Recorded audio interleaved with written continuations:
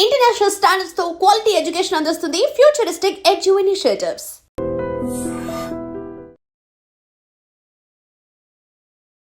Hello బర్నీ sir, నమస్తే అండి. ఎలా ఉన్నారు? సూపర్ అండి. మీరు సూపర్, ఆల్వేస్ ఎనర్జీ. నిజంగానే ఇక్కడ పెట్టి చెప్తున్నా. Sir thank you sir. నిజంగా ఎంతో మంది యంగర్ జనరేషన్స్ కి కానీ ఎంతో మంది యాక్టర్స్ కి కానీ ఒక బెస్ట్ ఇన్స్పిరేషన్. మెయిన్ లీడ్గా ఎలా చేయొచ్చు, విలన్గా ఎలా చేయొచ్చు, ఎక్సలెంట్ ఆర్టిస్ట్గా ఎలా చేయొచ్చు అనేది బెస్ట్ ఎగ్జాంపుల్ సార్. చాలామంది సీరియల్స్కి వెళ్తే హీరోలు ఎవరు అంటారు, హీరోగా ఉంటే మళ్ళీ సీరియల్స్కి వెళ్తే మళ్ళీ ఆపర్చునిటీ రాదంటారు. విలన్గా చేస్తే అమ్మో మెయిన్ లీడ్ చేసి విలన్గా ఏంటి అని అడుగుతారు. విలన్గా చేసిన తర్వాత మళ్ళీ మెయిన్ లీడ్ చేయరేమో అంటారు. అందరికీ కూడా స్టాంపింగ్ దింపేశారు సార్ మీరు ఒక బ్రాండ్గా. అంటే ఇన్స్పిరేషన్ అనే మాట మనం అది వాడచ్చో వాడకూడదో తెలియదు కానండి. టీవీ వరకు అయితే నేను ఒక మాట చెప్తానండి. ఒక్కొక్కరికి కెరీర్ ఒక్కొక్కరికి స్టార్ట్ అవుతుంది. ఒకరికి నెగిటివ్ క్యారెక్టర్స్ స్టార్ట్ అవుతుంది, కొంతమందికి హీరోస్తో స్టార్ట్ అవుతుంది. టీవీ అనేంత వరకు పలానా వ్యక్తి హీరో మెటీరియల్ అని మనం చెప్పలేము. మనం వేరే మూవీస్కి అయితే మనం చెప్పగలం ఏ ఉన్నాడు రా అని చెప్పి అంటాం. కానీ టీవీ వరకు ఒక సరైన క్యారెక్టర్ పడిపోయిందంటే మీకు ఒక 5-6 ఇయర్స్ వరకు మీకు అది తీసుకెళ్ళిపోతుంది. ఒక ప్రాజెక్ట్లో మంచి నేమ్ వచ్చిందంటే పట్టుకెళ్ళిపోతుంది అది. బట్ నాకేమైపోయిందంటే స్టార్టింగ్ కెరియర్లో అది ఒక హీరోని రీప్లేస్ చేయడం వలన వచ్చిన ఆఫర్ ద్వారా నేను హీరోగా ఎంటర్ అయ్యాను. బట్ నేను హీరో మెటీరియల్లో కాదో నాకు నిజంగా అప్పుడు తెలియదు నాకు. బట్ హీరో మెటీరియల్ కాకపోయినా మరి హీరో క్యారెక్టర్ చేసేసానేమో నేను. లైక్ ఫస్ట్ ప్రాజెక్ట్ నా కెరీర్ స్టార్ట్ అవడే మా టీవీ నుంచి స్టార్ట్ అయింది. అది విజ్ఞాన్ రత్తయ్య గారు ప్రాజెక్ట్, అది మా టీవీ సీరియల్ నా ఫస్ట్ ప్రాజెక్ట్. అది చూసి సెకండ్ ఈటీవీలో కూడా హీరోని మళ్ళీ రీప్లేస్ చేయడం వల్ల మళ్ళీ దాంట్లో కూడా హీరోగా ఎంటర్ అయ్యాను మళ్ళీ.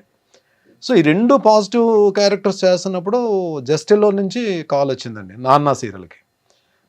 ఆ 2 సీరియల్స్ చేస్తున్నంత వరకు నేను ఏదో వెళ్తుంది అంటే నన్ను అందరు ఆర్టిస్టులు కథ ప్రొడక్షన్స్ కలిపి తీసుకెళ్తున్నారు తప్ప నేను ఒక ఆర్టిస్ట్ అని చెప్పి నాకు కాన్ఫిడెన్స్ అది లేదు అప్పటికి. బట్ వేరేజ్ నాన్న సీరియల్ చేసిన తర్వాత మీకు జస్టిల్లో సీరియల్స్ అన్ని చూడండి, అంటే మిగిలిన సీరియల్స్కి జస్టిల్లో సీరియల్స్కి చాలా డిఫరెన్స్ ఉంటుంది. మీకు డైలాగ్ డిక్షన్ కానీ, మీకు స్క్రీన్ ప్లే కానీ, సీన్ టేకింగ్ కానీ మీకు డిఫరెంట్గా ఉంటుంది. So I got opportunity to work with Murali. చాలా మంచి డైరెక్టర్ ఆయన. ప్లస్ మీకు గున్నం గంగరాజు గారి కథలు ఎలా ఉంటాయి మీకు తెలుసు కదా. It's a wonderful character and ఆడియన్స్లోకి చాలా బాగా వెళ్ళింది ఆ క్యారెక్టర్. నాన్నలో నా క్యారెక్టర్ పేరు కూడా భరణియే. సో ఈ ప్రియాంక స్టార్ట్ అయిన తర్వాత ఈ నానా సీరియల్ వచ్చేటప్పటికి ఏమైందంటే అప్పటికే టీవీలో చాలా ఎక్స్పీరియన్స్ ఉన్న ఆర్టిస్ట్ తోటి నేను వర్క్ చేసే అవకాశం కలిగింది. లైక్ ప్రియాంక వచ్చేటప్పటికి హరిత గారు, సుమనశ్రీ గారు, ఫాతిమా బాబు గారు, నీరజ, అంటే వీళ్ళు ఏంటంటే సీన్ ఇస్తే తినేస్తారు. సో అలాంటి ఆర్టిస్ట్ కౌశిక్ అండ్ శ్రీరాజ్, వీళ్ళందరూ అప్పటికే కౌశిక్ చాలా సీరియల్స్ చేస్తున్నాడు. కౌశిక్ అప్పుడు పెద్ద హీరో కౌశిక్ టీవీకి. సో వీళ్ళందరితో అవకాశం చేసే యాక్ట్ చేసే ఆపర్చునిటీ దొరకడం వల్ల ఏమైందంటే నాకు వాళ్ళ నుంచి కొన్ని నేర్చుకోగలిగాను నేను. సో అది నాకు నాన్నకు వచ్చేటప్పుడు హెల్ప్ అయింది. నాన్న వచ్చేటప్పుడు కూడా చిన్న ఆర్టిస్టులు కదా, అనితా చౌదరి అండ్ నవీన్, వాళ్ళు అప్పటికి బాగా, ప్రీతి అమీన్, సో వీళ్ళందరూ కూడా అప్పటికి బాగా వెల్ ఎస్టాబ్లిష్డ్ అయిపోయారు వాళ్ళు. సో నానా సీరియల్కి చేసిన తర్వాత బయటికి వెళ్ళిన తర్వాత ఆడియన్స్ గుర్తుపట్టడం స్టార్ట్ చేశారు. సో ఎప్పుడైతే మనకి బయటకు వెళ్ళినప్పుడు ఫొటోస్ మనతో దిగుతుంటారో ఒక తెలియని కాన్ఫిడెన్స్ మన డెవలప్ అవుతుంది మనకి. సో ఓకే, మనల్ని మనం చేస్తున్న పెర్ఫార్మెన్స్ జనాలకు నచ్చుతుందని చెప్పి నాన్న ఇంకా ఎయిర్లో ఉంది, వెళ్తుంది, టెలికాస్ట్ అవుతుంది. ఆ టైంలోనే జెమినీకి చీలాసో స్రవంతి అనే సీరియల్ గురించి ఒక మెయిన్ లీడ్కి వాళ్ళు ప్రొడక్షన్ హౌస్ సెర్చ్ చేస్తున్నారు. సో నాన్నది ఎప్పుడైతే వీళ్ళు చూసి ఈ రిఫరెన్స్ తోటి వాళ్ళ దాంట్లో అంటే ఆడిషన్ తీసుకుని ఇచ్చారు character. But చీలాసో Sravanthi 1 week telecast అండి. ఆ క్యారెక్టర్ 1 వీక్లోనే ఆడియన్స్లోకి చాలా బాగా వెళ్ళింది. అదే అంట నేను గుడ్ ఆర్టిస్టా బ్యాడ్ ఆర్టిస్టా తీసి పక్కన పెడితే ఒక ఆర్టిస్ట్కి ఒక క్యారెక్టర్ రావడం అనేది ఆపర్చునిటీ. ఇది ఇక్కడ గుడ్ ఆర్టిస్ట్ లేడు, బ్యాడ్ ఆర్టిస్ట్ లేడు. ఆర్టిస్ట్కి అలాంటి క్యారెక్టర్స్ రావడం నిజంగా ఆపర్చునిటీ. నిజంగా ఇవన్నీ స్టార్స్, టీవీ ఆర్టిస్టులు అందరూ మంచి ఆర్టిస్టులే అండి. ద థింగ్ ఈస్ ఆ క్యారెక్టర్స్ అన్న కానీ పడితే వాళ్ళకి ఒక మైలేజ్, బ్రహ్మాండమైన మైలేజ్ వస్తుంది. మీకు చూడండి కొన్ని ఇప్పుడు ఆర్కే నాయుడు అంటే మొగల్ రేకులు, అంటే టీవీస్లో వీళ్ళు ఏంటంటే ఎరా వెళ్తుంది అది. అలాగే నిరుపంకి కార్తీక దీపం, వీళ్ళకి ఒక సీరియల్ అంటే వాళ్ళు మొత్తం మారిపోతాయి, డైమెన్షన్స్ అన్నీ మారిపోతాయి మీకు. అలాగే నా వరకు వచ్చేటప్పటికి చీలాసో స్రవంతి అది నిజంగా నేను నేను ఎప్పుడు కూడా చాలా హ్యాపీ ఫీల్ అవుతాను. అంటే రీసెంట్ టైమ్స్ లో కూడా నేను బయటకి 90s కిడ్స్ అందరికి కూడా చాలా ఫేవరెట్. ఇప్పటికీ అందరూ కూడా ఎవరైనా చీలాసో స్రవంతి గురించి మాట్లాడతారు.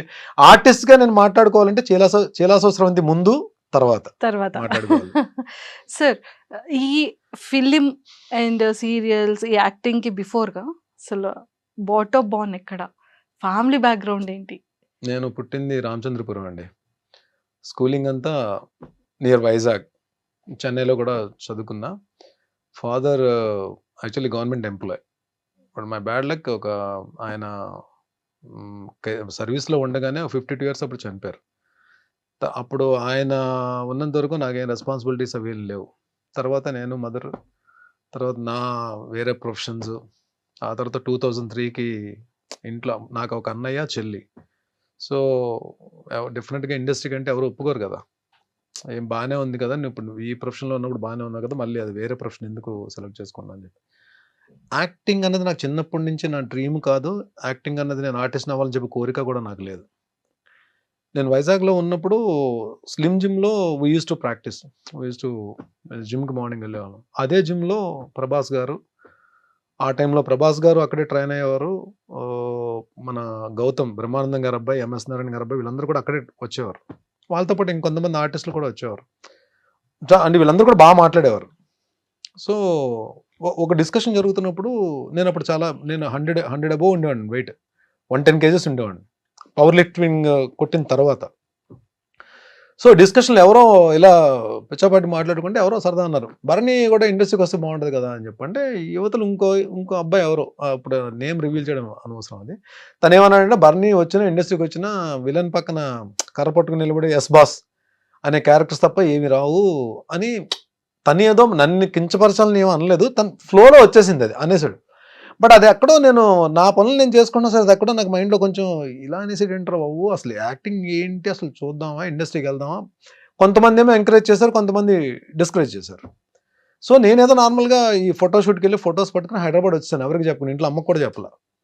హైదరాబాద్ వచ్చి ఎక్కడ మన ఈ అమీర్పేట దగ్గర ఏదో స్టూడియో ఉంటే, డబ్బింగ్ స్టూడియోలో ఉంటే ఫొటోస్ ఇచ్చేసి వెళ్ళిపోయాను.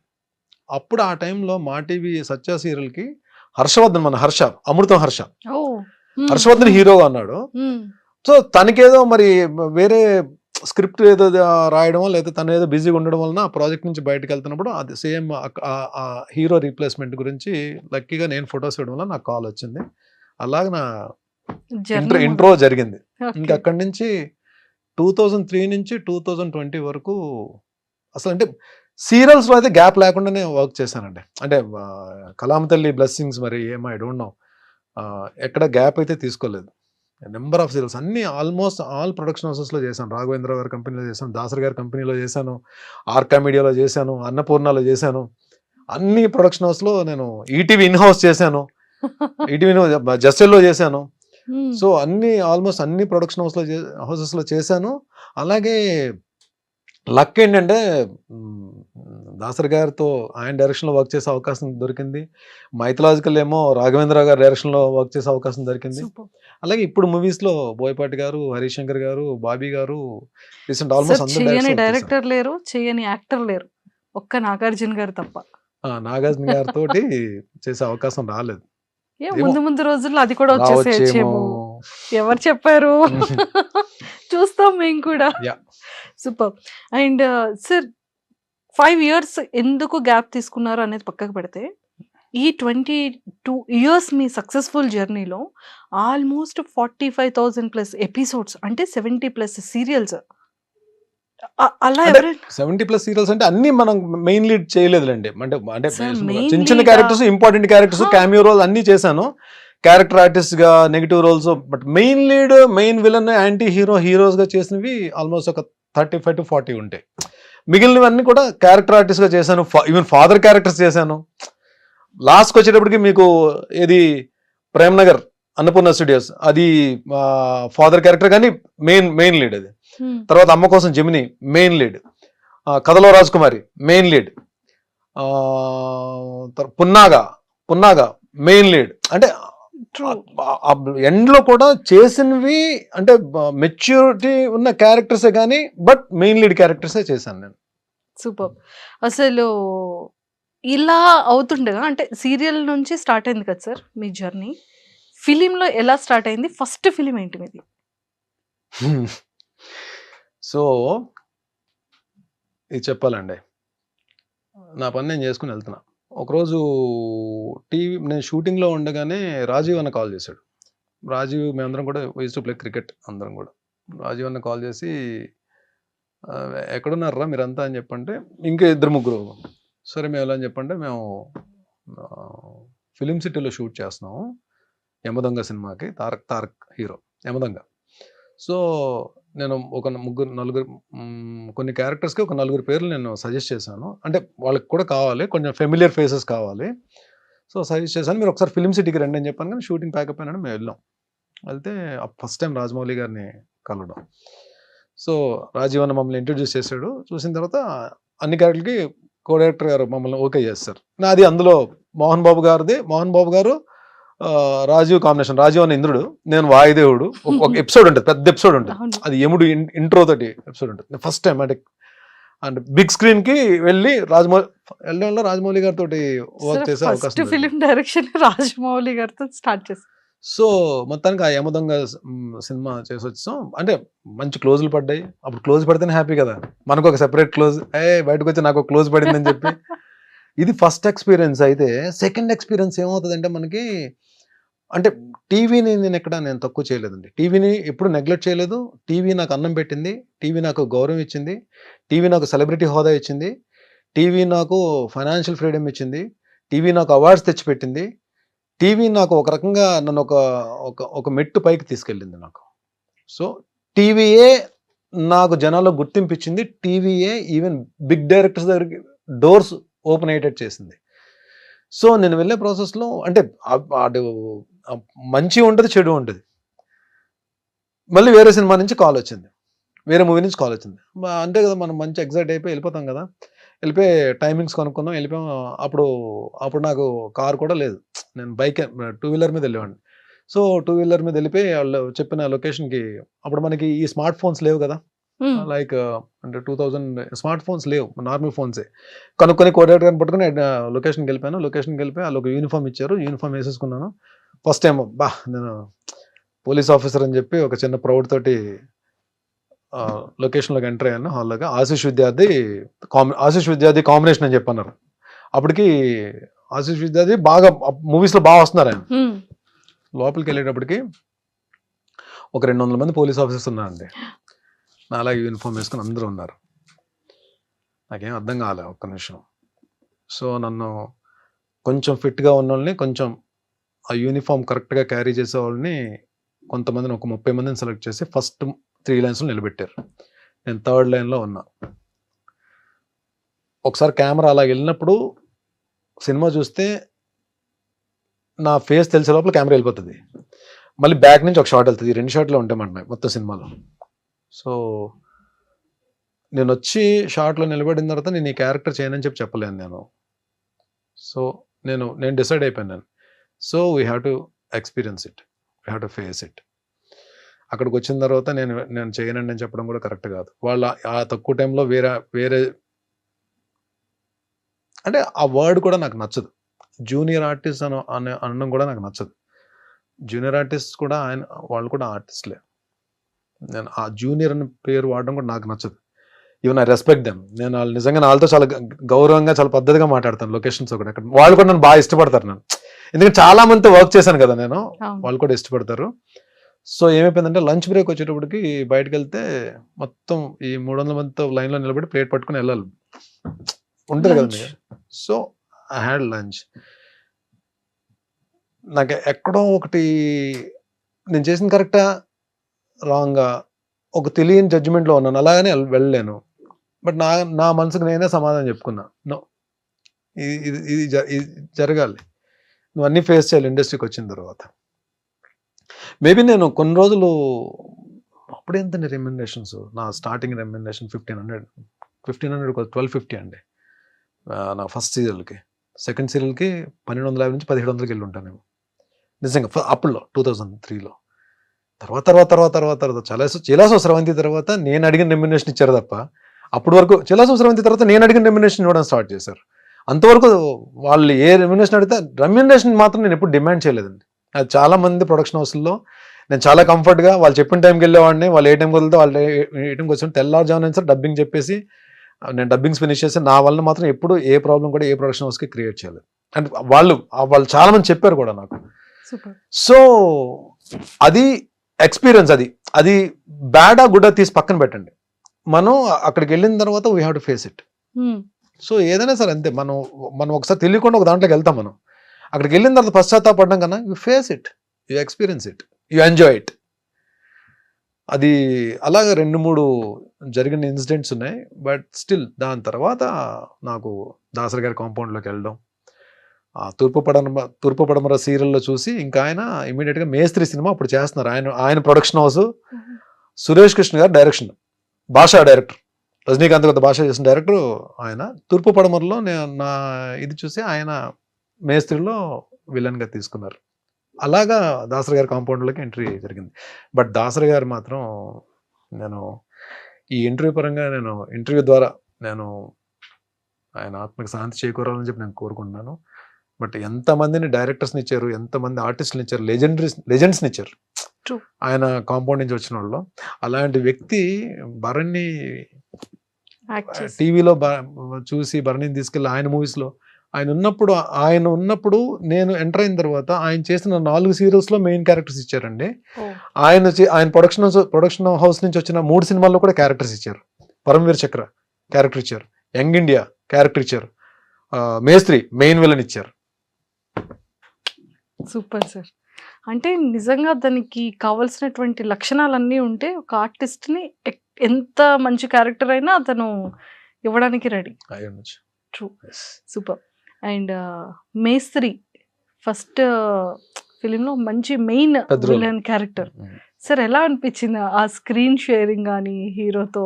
సూపర్ అండి, ఫెంటాస్టిక్. నాకు ఆ సినిమా ద్వారా పరిచయం అయిన ఇంకొక అద్భుతమైన ఆర్టిస్ట్, అద్భుతమైన వ్యక్తి శ్రీహరి గారితో 3 days అండి ఒక భీకరమైన యాక్షన్ ఎపిసోడ్ ఉంటుంది. అంటే ఎలా ఉందంటే దెబ్బ తగిలిందా, పడ్డానా, ఏం చేసానో తీసి పక్కన పెడితే ఇక్కడ ఇంతకు మించి మనం ప్రూవ్ చేసుకోవడానికి ఒక ప్లాట్ఫామ్ మనకు దొరకదు అని ఆలోచన తప్ప వేరేదేం లేదు. అందులో మీకు చాలా తక్కువ మంది ఆర్టిస్టులు ఈ యాక్షన్ దీంట్లో పర్ఫెక్ట్ టైమింగ్తో ఉంటారు. అంటే పంచ్ పడిపోద్ది మన మీద అన్నట్టు ఉంటుంది తప్ప ఇక్కడికి వచ్చి అవుతుందండి పంచ్ నిజంగా తగిలినట్టు ఉంటుంది. మనకి మూవీస్లో చూస్తే దానికి స్పెషల్ ఎఫెక్ట్స్ వేయకపోయినా సరే పంచ్ మనకు పడిపోయినట్టు ఉంటుంది. అలా ఉంటుంది శ్రీహరి గారి టైమింగ్. మెగాస్టార్ చిరంజీవి గారు ఒకరు, శ్రీహరి గారు ఒకరు, కొంతమంది చాలా తక్కువ మంది హీరోస్ ఉన్నాయి ఆర్టిస్ట్లో. మనకి ఆర్ఆర్ లేకపోయినా, స్పెషల్ ఎఫెక్ట్స్ లేకపోయినా, నార్మల్గా ఏమీ లేకుండా చూసిన సరే పంచ్ తగిలేసినట్టు ఉంటుంది. అంటే అంత టైమింగ్లో ఉంటుంది అలా యాక్షన్ ఇది. ఆ యాక్షన్ సీక్వెన్స్లో శ్రీహరి గారు ఒక మాట చెప్పారు, చాలా మంచి ఫైట్ జరుగుతుంది, వెళ్ళి పడిపోతే కట్ అని చెప్పి వచ్చేసారు నా దగ్గర శ్రీహరి గారు. నా తెలంగాణ యాస ఉంటుంది కదా, తమ్ముడు అని చెప్పి తమ్ముడు అని మాట్లాడి, ఇది మీ కెరీర్, ఇప్పుడే మీరు స్టార్ట్ చేస్తున్నారు కెరీర్. సో ఎలా ఉంటుందంటే మీ దీంట్లో మీలాంటిది అంటే మీ కెరీర్ స్టార్టింగ్లో ఎవరికైనా సరే ఆలోచన ఎలా ఉంటుందంటే మనం ప్రూవ్ చేసేసుకోవాలని ఉంటుంది. ఈ ఆలోచన, ఈ తపన ఉంది దీంట్లో. మీరు సరౌండింగ్స్ చూసుకోరు. ఇప్పుడు చూడు, నేను వచ్చి ఆయన ఏంటంటే ఇక్కడ పడ్డావు కాబట్టి సరిపోయింది, ఇక్కడ పడితే చూడని చూపిస్తే అక్కడ ఏముందంటే 2 మేకులు ఉన్నాయన్నమాట. అంటే వెళ్ళి పడితే హెడ్ తగిలిందంటే అయిపోయింది, నీ కెరీర్ అయిపోయింది. ఇక్కడతో నీ కెరీర్ అయిపోతుంది Bharani. This what you want అంటే మనం అమ్మా నాన్నలకి మనం చెప్పుకుని, మన పేరెంట్స్కి కానీ మన బ్లడ్ రిలేషన్ కానీ చెప్పుకుని ఒక చోట వర్క్ చేసినప్పుడు ఎన్నో ఆశలు పెట్టుకుంటారు. బట్ ఇలాంటిది మనం యాక్షన్, ఎస్పెషల్లీ యాక్షన్ సీక్వెన్స్ అప్పుడు నువ్వు పడేటప్పుడు వీళ్ళు కూడా ఇక్కడ అందరూ ఉంటారు, కానీ ఎవరు వర్క్లో వాళ్ళు బిజీ ఉంటారు, అన్నీ చూసుకోవాలని లేదు, మనమే చూసుకోవాలి జాగ్రత్తగా అని చెప్పి ఒక 5 minutes క్లాస్ తీసుకున్నారు ఆయన. అంటే ఇవన్నీ అంటే నాకు కెరీర్ స్టార్టింగ్లో ఇలాంటి అడ్వైజ్లన్నీ కూడా నాకు చాలా హెల్ప్ అయ్యాయి. నాకు ట్రూ, నిజంగా ఇంత మంచి యాక్టర్కి ఏదైనా అయ్యుండుంటే, దెబ్బ తగిలి ఉండుంటే, ఫేస్ కి ఏదైనా అంటే మంచి యాక్టర్ చెడ్డ యాక్టర్ తెలియదు కానీ దెబ్బ తగిలింటే మాత్రం డెఫినెట్ ప్రమాదం. అంటే ఆ సినిమాలో ఇద్దరితో పెద్ద యాక్షన్, మోహన్ బాబు గారితో యాక్షన్ సీక్వెన్స్. అంటే ఆ స్టార్టింగ్ లోనే పెద్ద ఆర్టిస్టులతోటి అంటే యాక్ట్ చేసే అవకాశం దొరికింది. ప్లస్ గురుగారు దాసరి గారి డైరెక్షన్లో. సూపర్. అండ్ సార్ బాహుబలిలో కూడా చేశారు. యాక్చువల్లీ ప్రభాస్ గారు మీరందరూ కలిసి జిమ్ చేసేవాళ్ళు. స్టార్టింగ్ ప్రభాస్ గారు స్టార్టింగ్ అంటే ఒకటే జిమ్ కలిసి, అంటే అదే టైంలో మేము చేస్తున్న టైంలో ఆయన ప్రభాస్ గారు కూడా వచ్చేవారు. But same gym, slim gym లోనే ఆయన కూడా వచ్చేవారు. Same gym. సో యాక్టింగ్ చేసేటప్పుడు అంటే ఆ బాహుబలిలో ఉండేటప్పుడు ఆ ఇంట్రాక్షన్ జరిగిందా ఇద్దరు? ప్రభాస్ గారికి నాకు కాంబో లేదండి. కానీ ప్రభాస్ గారు రాణా గారు ఇద్దరు కూడా లొకేషన్ లోనే ఉండేవారు. ఎందుకంటే ఏదో ఒకటి అక్కడ ఏదో ప్రాక్టీస్ జరుగుతూనే ఉండేది. బట్ నాకు ఆయన నేను ఎందుకంటే ఒక్క రాజమౌళి గారు లొకేషన్ లోనే ఏంటంటే అక్కడ చిన్న ఆర్టిస్ట్ పెద్ద ఆర్టిస్ట్ అవేం ఉండవు. అందరు కలిసి కూర్చొని లంచ్ చేస్తారు. లంచ్ లో అందరు మొత్తం ఆల్ రమా మేడము, డైరెక్టర్ రాజమౌళి గారు, వల్లి గారు మొత్తం అందరూ ఒక దగ్గర కూర్చుంటారు. ఆర్టిస్టులు అందరూ ఒక దగ్గర కూర్చుంటారు. నాకేంటి అప్పటికే ప్రభాస్ బాహుబలి 1 కన్నా ముందే ఆయన బాగా ఎస్టాబ్లిష్ అయిపోయారు. ఆయన టాప్ దీంట్లో ఉన్నారు. అందరు రానాగారాలు అందరూ కూర్చుంటే నాకు అక్కడ అదే టేబుల్ మీద నాకు ప్లేట్ పెట్టారు. మనకి చిన్న బ్యాడ్ ఎక్స్పీరియన్స్లు ఉన్నాయి కదా, ఎక్కడో చిన్నది ఉంటుంది. ఒరే బాబు, మనకు నిజంగానే అక్కడికి వెళ్ళి కూర్చునే స్థాయి ఉందా, అర్హత ఉందా, ఇలా అంటే మన ఆలోచన ఇలా ఉంటుంది. So I don't know, but ఇమీడియట్గా అంటే వాళ్ళు ఏంటంటే ఓన్ చేసేసుకుంటారండి. అక్కడ మనిషిని ఓన్ చేసేసుకుంటారు. వాళ్ళే అడిగేస్తారు. మనం ఇది కావాలని చెప్పి మనం ఏది అడగక్కర్లేదు. మరిని రామ్మ కూర్చో అని చెప్పి రమా గారు పిలిచేస్తారు. రమా గారే మనకి ఏమన్నా కావాలంటే టచ్అప్ ఆవిడే చేసేస్తారు. రమా మేడమే మన ఆర్నమెంట్స్ ఏమైనా ఉంటే ఆవిడే సెట్ చేసేస్తారు. అసలు మనం ఇది కావాలి, ఇది ఏంటి మన మిర్రర్లో కూడా చూసుకోవాల్సిన అవసరం లేదు. షార్ట్లోకి వెళ్ళినప్పుడు పర్ఫెక్ట్గా తీసుకెళ్ళి నిలబెడతారు. అంటే వాళ్ళు ఆర్టిస్ట్ని మాత్రం భలే ట్రీట్ చేస్తారండి. అది మాత్రం ఆ లొకేషన్లో అంటే వర్కింగ్ స్టైల్ అలాగే ఉంటుంది, బట్ ట్రీట్మెంట్ కూడా అలాగే ఉంటుంది. బట్ ఆ టైంలోనే మాట కలిసాం కానీ, బట్ అప్పటికి నేను నా గెటప్లో ఉన్నాను. అది మార్తాండవర్మ క్యారెక్టర్. ప్రభాస్ నన్ను చూసి ఆయన ప్రభాస్ గారు గుర్తుపెట్టుంటారు. బట్ నేను ఎప్పుడు అక్కడ ఒక 3 days 4 days ఆయన వచ్చున్నారు ఆయన లొకేషన్కి. బట్ నేను కలిసి మన ఇద్దరం స్లిమ్ జిమ్లో కలిసి వర్క్ చేసాం అని చెప్పి నేను ఛాన్స్ తీసుకొని చెప్పలేదు నేను. బట్ చెప్పినా ఆయన డెఫినెట్గా పాజిటివ్గా రియాక్ట్ అవుతారు. I know about him. But నాకేందుకంటే నేను ఫస్ట్ టైం అంత పెద్ద దీంట్లో రమ్యకృష్ణ గారు, నాజర్ గారు, సత్యరాజ్ గారు వీళ్ళందరూ కాంబినేషన్ ప్లస్ ఒక 500 మంది జూనియర్ ఆర్టిస్టులు, వీళ్ళందరితో కలిసి అది ఎపిసోడ్ కదా నాది. నా టెన్షన్లో నేను ఉన్నాను. ప్లస్ ఎందుకంటే నేను ఈ మూవీ యమదొంగకి రాజీవ్ అన్న రిఫరెన్స్ తోటి వెళ్ళాం కాబట్టి ఆ క్యారెక్టర్ ఏం తీసుకోలేదు. బట్ దీనికి ఆడిషన్ ఆయనే చేశారు. ఆయన ఆఫీస్కి పిలిచి ఆయన హోమ్ థియేటర్లో కూర్చొని మొత్తం డోర్స్ అని వేసేసి ఆడిషన్ తీసుకున్నారు రాజమౌళి గారు ఆ క్యారెక్టర్. తెలుగు తమిళ్ 2 డైలాగ్స్ చెప్పాలన్నమాట. అంటే సేమ్ డైలాగ్స్, తెలుగు వెర్షన్ ఒక షాట్, తమిళ వెర్షన్ ఒక షాట్. ఆ టెన్షన్ తమిళ డైలాగులు కూడా ఉన్నాయని చెప్పి ఆ దీంట్లో ఉండేవాడిని కాబట్టి ఎవరిని పెద్ద పలకరించి నా పనిలో నేను ఉండేవాడిని అనమాట. But it was a great experience working with Rajamouli sir. కలాం తల్లి.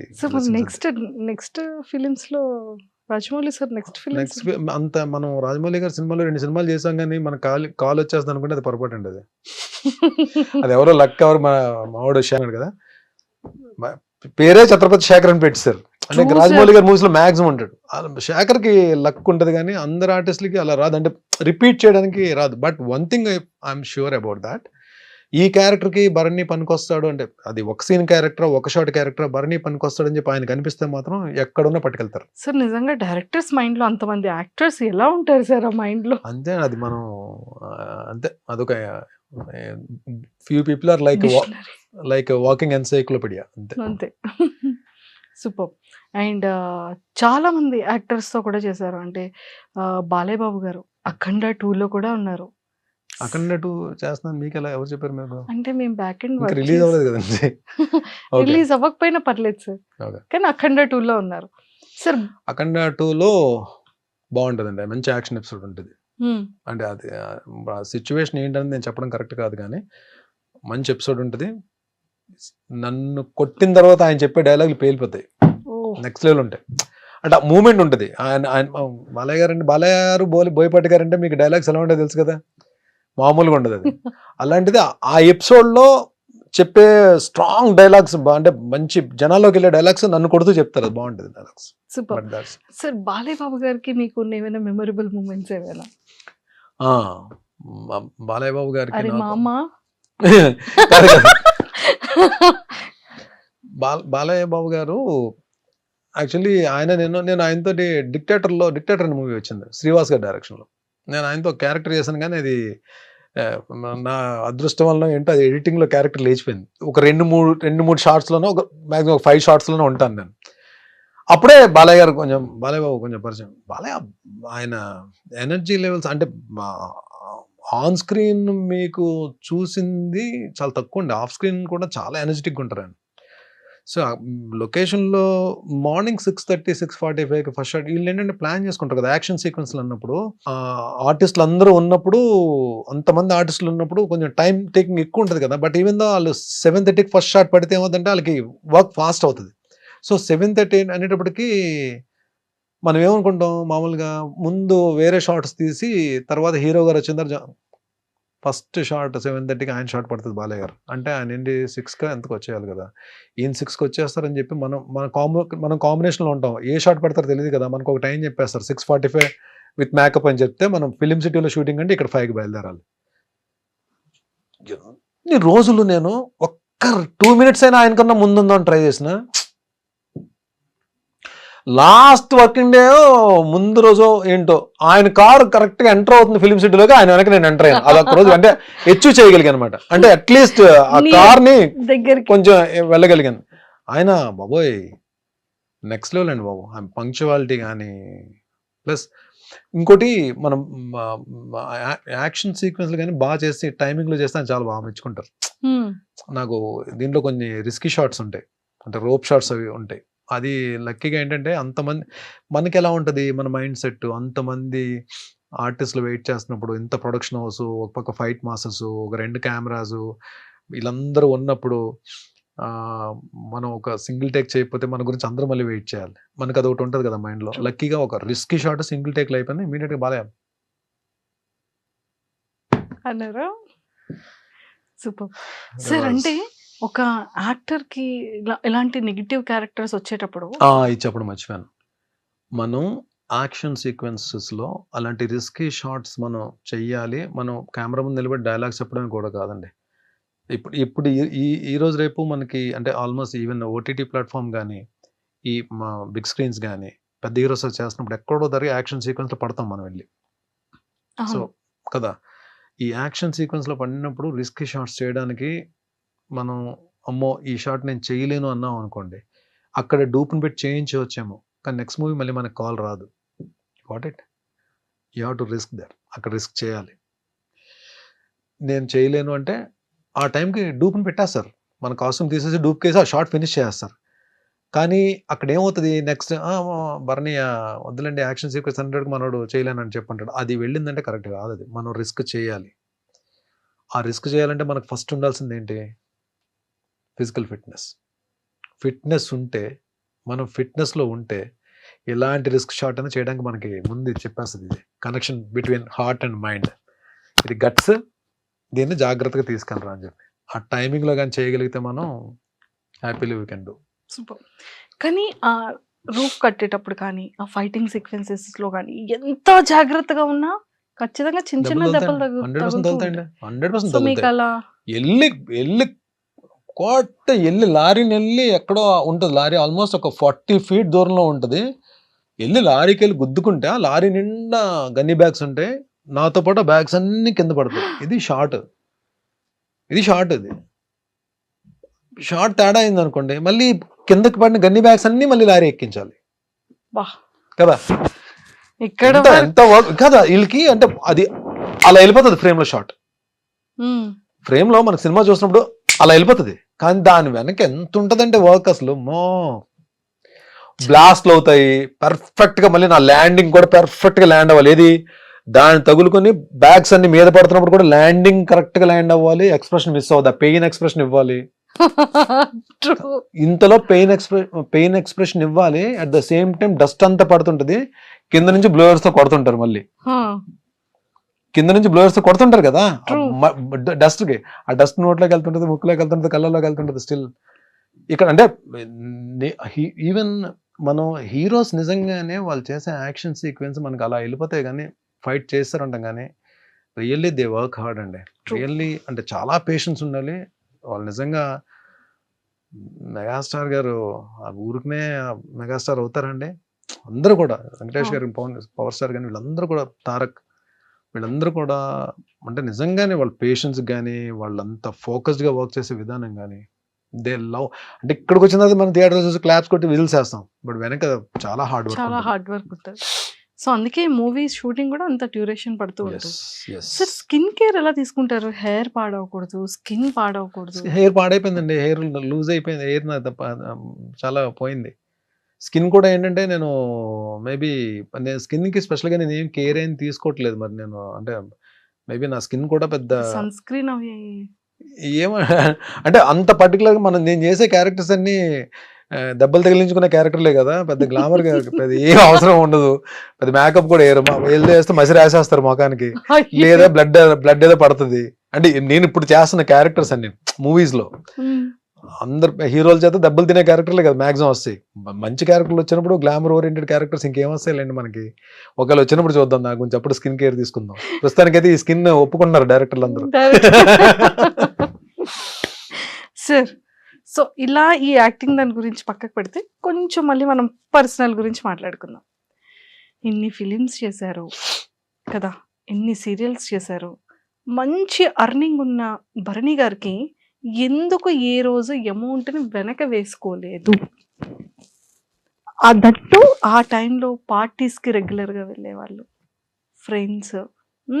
అంటే అలా ఉన్న భరణి గారు సడన్గా లైఫ్లో చేంజ్ ఏంటి? ఎప్పటి నుండి దాచుకోవడం స్టార్ట్ అయింది ఆ ఒక్కసారి? There are no good friends, no bad friends. మన ఫ్రెండ్స్ బ్యాడ్, ఫ్రెండ్స్ గుడ్ అని మనం చెప్పలేం. ఫ్రెండ్ అంటే ఫ్రెండే. ఫ్రెండ్ అని పేరు పెట్టామంటే రెండు ఉండవు, గుడ్ బ్యాడ్ ఉండదు. ఫ్రెండే. ఫ్రెండ్షిప్లో బ్యాడ్ ఉండదు, గుడ్డే ఉంటుంది. మన ఎదుగుదలకు కానీ, మన సక్సెస్కి కానీ, మన డౌన్ఫాల్కి కానీ, మన హ్యాపీనెస్కి కానీ, మన పీస్ ఆఫ్ మైండ్కి కానీ, మన ఫైనాన్షియల్ ఫ్రీడమ్ కానీ మనమే కారణం అండి. ఎవ్వరు కారణం కాదు దానికి. మనం చేసుకున్న స్వయంకృత అపరాధం, మనం చేసుకున్న పొరపాట్లు, తప్పు అని తెలుసు కూడా చేసిన తప్పులు, ఇవన్నీ యాడ్ ఆన్ అవుతాయి. అంటే నిజంగానే చాలామందికి ఆలోచన వస్తుంది, భరణి అంటే నేను ఇన్ని ప్రాజెక్ట్స్ చేసిన తర్వాత డబ్బులు అంటే ఒక బ్యాకప్ ఉండాలంటే మంచిగా సెటిల్ అవ్వాలని చెప్పి, సెటిల్ అయ్యి ఉంటాడని చెప్పి అనుకుని ఉంటారు. కానీ నేను అది వచ్చిన డబ్బు వచ్చినట్టే ఖర్చు అయిపోయింది. అది ఎలా ఖర్చు అయింది ఇంక అడగండి. అది మేబీ మీరే అన్నారు కదా పార్టీస్ అని, అలా అని అది ఇంకంతే. దానికి ఒక లెక్క అది ఉండేది కాదు. అంటే ఇంత వచ్చింది ఇంత సేవ్ చేసుకోవాలని చెప్పి ఆలోచన ఉండేది కాదు. నాట్ ఓన్లీ పార్టీస్ ఒక్క దగ్గరే కాదు, అది ఫ్రెండ్స్ అడిగారని, వాళ్ళు అడిగారని, వాట్ ఎవర్ మేబీ అది అలా వెళ్ళిపోయింది. వెళ్ళిపోతున్న ప్రాసెస్లో ప్లస్ ఏంటంటే నేను టీవీలో బిజీగా ఉండి ఒక పక్క అడపదడప ఎప్పుడో 3 monthsకో 4 monthsకో ఒకసారి సినిమాలు కూడా చేస్తూ, మూవీస్ కూడా చేస్తూ ఒక సర్టెన్ ఇన్కమ్ ఉన్నప్పుడు వెళ్ళి ప్రొడక్షన్ హౌస్ ఒకటి పెట్టి మా టీవీలో ఒక తాలికట్ శుభవేళ సీరియల్ ప్రొడక్షన్ చేశాం. అంటే అది యాక్చువల్లీ ప్రొడక్షన్ చేయడం అనేది ఒక ఆర్ట్ అండి. అది నాలాంటి ఒక ఫైనాన్షియల్ డిసిప్లిన్ లేనోడు, డబ్బును ప్రేమించనోడు, డబ్బు అంటే విలువ లేనోడు అసలు ఏ బిజినెస్ చేయకూడదండి. ఫస్ట్ ఆఫ్ ఆల్ నిజంగానే ఏదన్నా మనం మనస్ఫూర్తిగా ప్రేమించి ఫోకస్డ్గా ఉంటేనే అది మన దగ్గర ఉంటుందండి, లేదంటే అది ఉండదు. అది డబ్బైనా ఏదైనా సరే. సో నేను వెళ్తున్న దాంట్లో ఆ టైంలో చేయకూడదు. ఆ ప్రొడక్షన్ హౌస్ చేయడం వలన అందరూ చాలా కోఆపరేట్ చేశారు, అందరూ హెల్ప్ చేశారు, అందరూ బాగా నన్ను సపోర్ట్ చేశారు. ప్లస్ నాకు ఆ ప్రొడక్షన్ చేయడం రాక నేను డబ్బులు పోగొట్టుకున్నాను.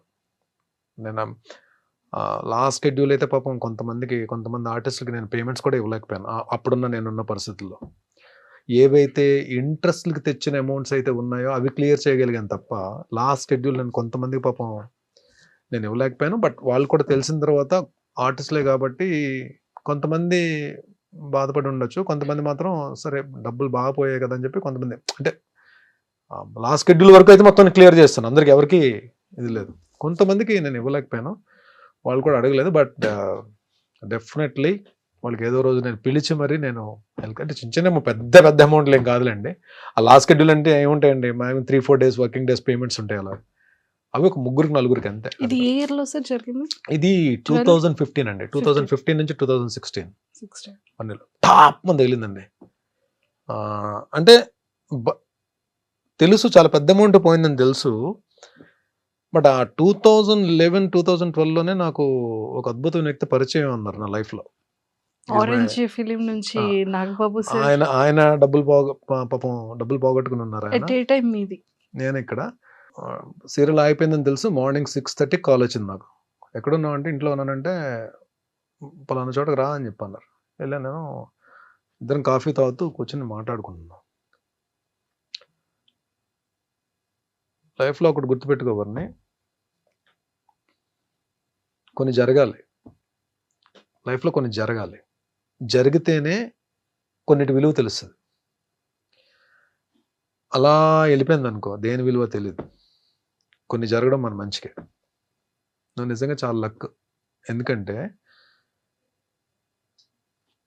నువ్వు తట్టుకోగలిగే ఫిగర్తోనే బయటకు వచ్చావు. ఇది ప్రొలాంగ్ అయ్యి ఉంటే ఇంకొంచెం పెద్ద ఫిగర్ పోయేది. కాబట్టి ఫీల్ దట్ యువర్ లక్కీ. ఇంకో లక్ ఏంటంటే నీకు టీవీలో ఎప్పుడు కూడా ఏదో ఒక ప్రొడక్షన్ హౌస్ నుంచి కాల్ వస్తుంది. నీకు ఎవ్రీ మంత్ ఏదో ఒక సీరియల్ నుంచి కాల్ వస్తుంది. క్యారెక్టర్స్ చేస్తూనే ఉంటావు. నువ్వు వర్క్ చేద్దాం అంటే నువ్వు డెఫినెట్గా నీకు వర్క్ ఉంటుంది. చేయబరని 6 monthsలో బయటకు వచ్చేస్తావు అని చెప్పి అది ర్యాండమ్గా అన్నారు ఆయన. 6 monthsలో బయటకు వచ్చేస్తావు చేయను.